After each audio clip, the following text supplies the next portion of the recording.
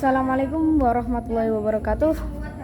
Yang terhormat Abi Hanif dan Umbida selaku pengasuh Pondok Pesantren Super Kamala Roy Ibu Hanifida dan keluarga saya yang saya cintai yang ada di rumah, dan teman-teman saya yang saya sayangi, dan guru-guru dari MTS Al-Quran Al-Roy saya hormati.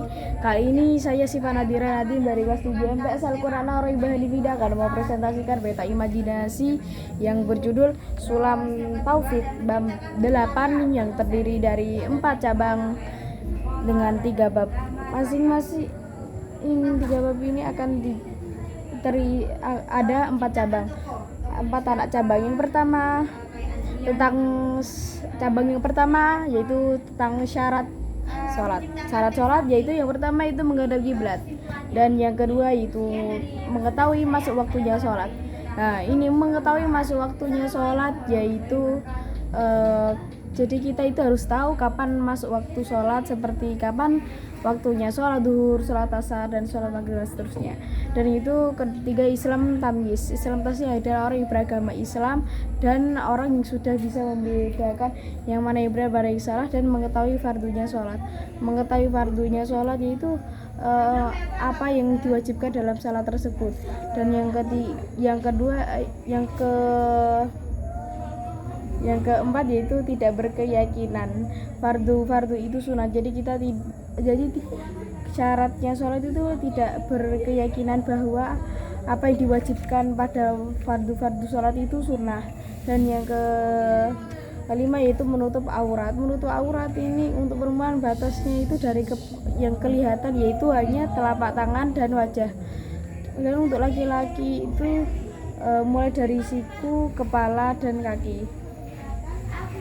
Dan yang ketiga yaitu cabang kedua yaitu yang hal-hal yang membatalkan salat, yaitu pertama itu berbicara, yaitu bicara ketika itu disengaja. Dan yang kedua itu melakukan 3 gerakan ya seperti 3 gerakan kecuali dalam hal salat dan kecuali dalam keadaan darurat, dan gerakan yang amat sangat sering melompat dan lain-lain, dan satu gerakan main-main dalam sholat, dan menambah 1 rukun fi'li, yaitu menambah 1 rukun dalam gerakan yang bukan dalam gerakan sholat tersebut, dan makan dan minum. Dan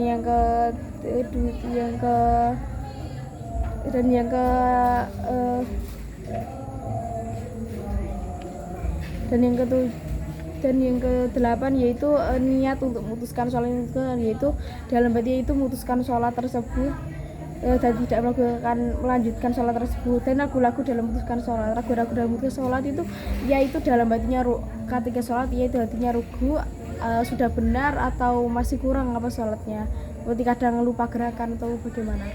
Dan yang ke-3 yaitu syarat sah sholat. Syarat sah sholat di sini adalah sholat dilakukan karena Allah semata, jadi tidak karena ria atau tidak ingin dipuji orang lain. Dan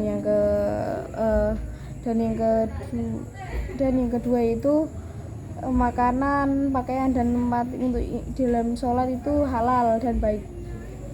Dan yang ketiga itu hatinya tertuju pada sholat, artinya hadirnya hati tersebut yaitu seperti ruh sholat.